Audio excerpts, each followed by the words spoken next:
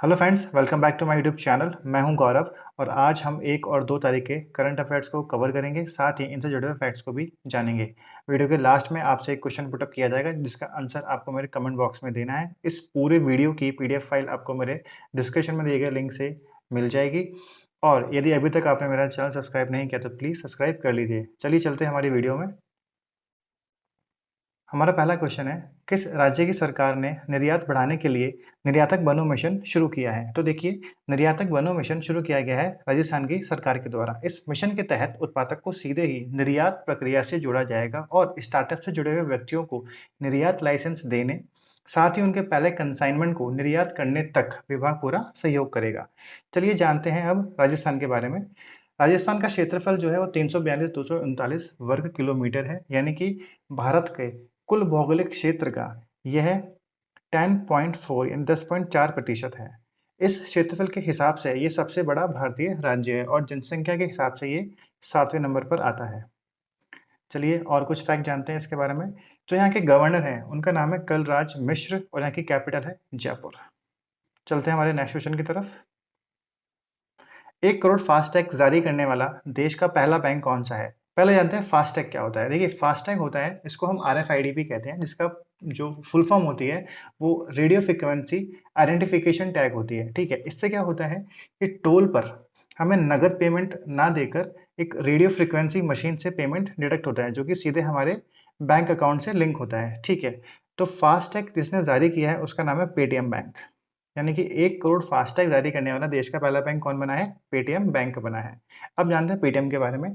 Paytm की स्थापना हुई थी 2015 में। जो यहाँ के संस्थापक हैं उनका नाम है विजय शेखर शर्मा और इसका मुख्यालय है नोएडा के अंदर। चलिए चलते हैं हमारे नेक्स्ट क्वेश्चन की तरफ। विश्व व्यापार संगठन डब्ल्यूटीओ की रिपोर्ट के अनुसार कृषि उत्पाद निर्यात करने के मामले में भारत किस स्थान पर रहा है? देखिए, भारत रहा है 9th स्थान पे, यानी कि 9वें स्थान पे रहा है। जानते हैं डब्ल्यूटीओ के बारे में। WTO stand for world trade organisation, यानी कि विश्व व्यापार संगठन। इसकी स्थापना 1 जैन 1995 को हुई थी। इसका मुख्यालय कहाँ है? इसका मुख्यालय है जेनेवा, यानी कि स्विट्जरलैंड के अंदर है। कितने सदस्य हैं, कितने देश हैं जो इसके सदस्य हैं? वो हैं 164 और इसके जो महानिदेशक हैं वो हैं नागोजी ओकोजी इवेला। ठीक। हाल ही में मुस्लिम महिला अधिकार दिवस कब मनाया गया? बहुत ही इंपॉर्टेंट क्वेश्चन है। ये मनाया गया है दोस्तों 1 अगस्त को।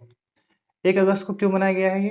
कि शादीशुदा मुस्लिम महिलाओं के अधिकारों की रक्षा करने के लिए 3 तलाक को अपराध घोषित करने की वर्षगांठ 1 अगस्त को मुस्लिम महिला अधिकार दिवस मनाया जाता है। हाल ही में किस राज्य सरकार ने गौ रक्षा के लिए एक विशेष टास्क फोर्स की घोषणा की है? देखिए, जो राज्य ने घोषणा की है उसका नाम है हरियाणा। हमारा ऑप्शन नंबर सी करेक्ट हो जाएगा। जो टास्क फोर्स है वो है स्पेशल काऊ प्रोटेक्शन टास्क फोर्स, यानी कि SCPTF।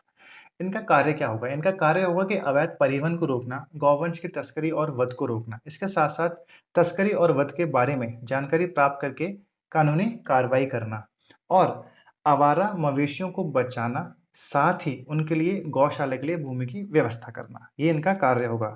जानते हैं हरियाणा के बारे में। हरियाणा एक उत्तर भारतीय राज्य है जो 3 तरफ से दिल्ली को घेरे हुए है। देखिए, इसके यहाँ राजस्थान आता है, यहाँ पंजाब और यहाँ उत्तर प्रदेश आता है। यमुना नदी उत्तर प्रदेश के साथ अपनी पूर्वी सीमा के साथ चलती है और ये जो हरियाणा है ये अपनों को पंजाब के साथ साझा करता है। इसकी जो कैपिटल यानी कि राजधानी है वो है चंडीगढ़। चंडीगढ़ अपनी ग्रिड व्यवस्थाओं के लिए जाना जाता है और ये किसने बसाया था? ये बसाया था कार्बूसियर द्वारा डिजाइन की गई है। सड़कें ग्रिड जैसी हैं इनकी। जाकिर हुसैन रोज गार्डन में 1600 प्रजातियां हैं, जबकि इसके रॉक गार्डन में जो वस्तुएं यूजलेस हैं, जो छोड़ दी गई हैं या फेंक दी गई हैं, उनसे बनी हुई है। ठीक है, यहाँ के राज्यपाल का नाम बंडारू दत्तात्रेय है। राजधानी चंडीगढ़ हो गई और मुख्यमंत्री मनोहर लाल खट्टर है। बढ़ते हैं आगे। हमारा अगला क्वेश्चन है, हाल ही में यूएनएससी की अध्यक्षता किसे मिली है? देखिए, यूएनएससी की अध्यक्षता भारत को मिली है। भारत अगस्त के महीने में संयुक्त राष्ट्र सुरक्षा परिषद की अध्यक्ष के रूप में पदभार ग्रहण करने के लिए तैयार है। ठीक है, ऐसा पहली बार हुआ है कि भारतीय पीएम प्रधानमंत्री इसकी अध्यक्षता करेंगे। जानते हैं यूएनएससी के बारे में। संयुक्त राष्ट्र सुरक्षा परिषद संयुक्त राष्ट्र के 6 अंगों में से एक है जो वैश्विक स्तर पर देशों के बीच अधिक सहयोग सुनिश्चित करने के लिए अक्टूबर 1945 में गठित की गई थी।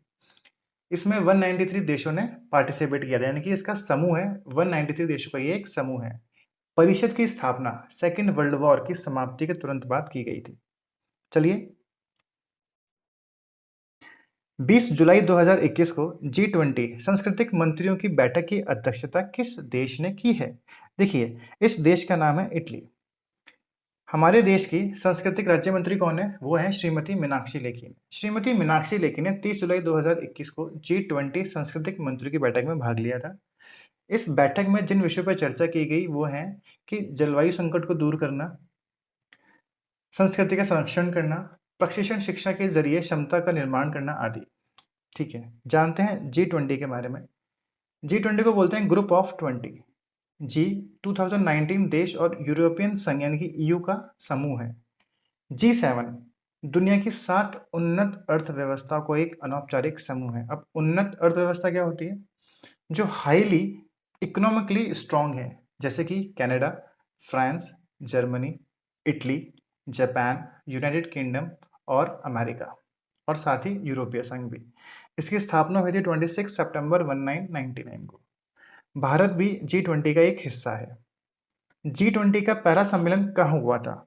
ये क्वेश्चन हमेशा एग्जाम में पुटअप होता है। तो G20 का पहला सम्मेलन अमेरिका में हुआ था, जो हुआ था 2008 को। इसका 16वां सम्मेलन अभी हुआ है, जो हुआ है इटली के अंदर। 17वां सम्मेलन इसका 2022 में होगा, और वो होगा इंडोनेशिया में। और इसके साथ 18वां G20 सम्मेलन 2023 को होगा, वो होगा हमारे इंडिया में। ठीक है, आते हैं इटली के ऊपर। इटली क्या है? ये है इटली का मैप। इटली भूमध्य सागर के केंद्र में है और दक्षिण यूरोप में स्थित है, और इसे अक्सर पश्चिमी यूरोप का हिस्सा भी माना जाता है। इसकी कैपिटल जो है वो है रोम, और करेंसी यहाँ पे यूरो चलती है। चलिए आगे बढ़ते हैं। अमेरिका का पहला मुसलमान धार्मिक स्वतंत्रता राजदूत किसे नियुक्त किया गया है? ये किया गया है राशिद हुसैन को। तो अमेरिका का पहला मुसलमान धार्मिक स्वतंत्रता राजदूत राशिद हुसैन को नियुक्त किया गया है। किनके द्वारा? जो बाइडेन के द्वारा। ठीक है, जानते हैं अमेरिका के बारे में। अमेरिकी उत्तरी अमेरिकी महाद्वीप में स्थित है, जिसे संयुक्त राज्य अमेरिका कहते हैं। अमेरिका की राजधानी क्या है? DC, Washington. करेंसी क्या है? अमेरिकी डॉलर है। अमेरिका के 46 राष्ट्रपति का नाम क्या है? जो बाइडेन है। उपराष्ट्रपति का नाम क्या है? कमला हैरिसन है। स्पेस एजेंसी का नाम क्या है? जो नासा है। इसका जो मुख्यालय है वॉशिंगटन डीसी में है। अमेरिका की राजधानी वॉशिंगटन डीसी के किस नदी के किनारे स्थित है? ये स्थित है पोटेमैक के नदी के किनारे स्थित है। पहला लिखित संविधान किस देश का है? अमेरिका का है। इतने सारे पॉइंट्स आपको याद करने पड़ेंगे। चलिए आगे चलते हैं। कृषि कण परियोजना किस राज्य सरकार ने शुरू की है? देखिए, के से हो जाएगा हमारा केरल, हमारा ऑप्शन नंबर सी करेक्ट हो जाएगा। अब कृषि कण होता क्या है? कृषि कण योजना के तहत 2.5 फीसदी जमीन पर, यानी कि आपके पास जमीन है, उसकी 2.5 फीसदी जमीन पर एक छोटा सा पॉली हाउस बनाया जाएगा। पॉली हाउस क्या होता है? प्लास्टिक का एक घर होता है। इस घर की कुल कीमत 2,35,000 रुपये आएगी।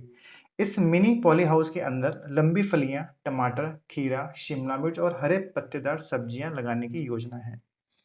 कृषि खंड में ग्रीन हाउस, मछली और मशरूम की खेती भी हो सकती है। ठीक है, जानते हैं केरल के बारे में। यहाँ की कैपिटल है त्रिवंतपुरम। यहाँ के गवर्नर है आरिफ मोहम्मद खान, और यहाँ के चीफ मिनिस्टर है पिनाराई विजयन। ठीक है, केरल भारत के उष्ण कटिबंधीय मालाबार तट पर स्थित एक राज्य है। इसकी अरब सागर तट रेखा लगभग 600 किलोमीटर लंबी है। ये अपने ताड़ रेखा वाले समुद्र तट और बैक वाटर नहरों के एक नेटवर्क के लिए जाना जाता है। चलिए आगे बढ़ते हैं। राष्ट्रीय लोकमान्य तिलक पुरस्कार 2021 से किसे सम्मानित किया गया है? देखिए, ये साइरस पूनावाला को सम्मानित किया गया है। साइरस एस पूनावाला एक भारतीय अरबपति व्यवसायी हैं, और साइरस पूनावाला समूह के अध्यक्ष, साथ ही प्रबंधक निदेशक भी हैं। इसमें सीरम इंस्टीट्यूट ऑफ इंडिया एक भारतीय बायोटेक कंपनी है, जो दुनिया की सबसे बड़ी वैक्सीन निर्माता है। ये कंपनी इन्हीं की है। इन्होंने कोविशील्ड वैक्सीन का निर्माण करके कई लोगों की जान बचाई है। पूनावाला सस्ती कीमतों पर अलग अलग टीके बनाने के लिए सबसे आगे रहे हैं, और जो उनको पुरस्कार मिला है, यानी कि राष्ट्रीय लोकमान्य तिलक पुरस्कार के अंदर उन्हें 1 लाख रुपए की नगद पुरस्कार और एक स्मृति चिन्ह दिया गया है।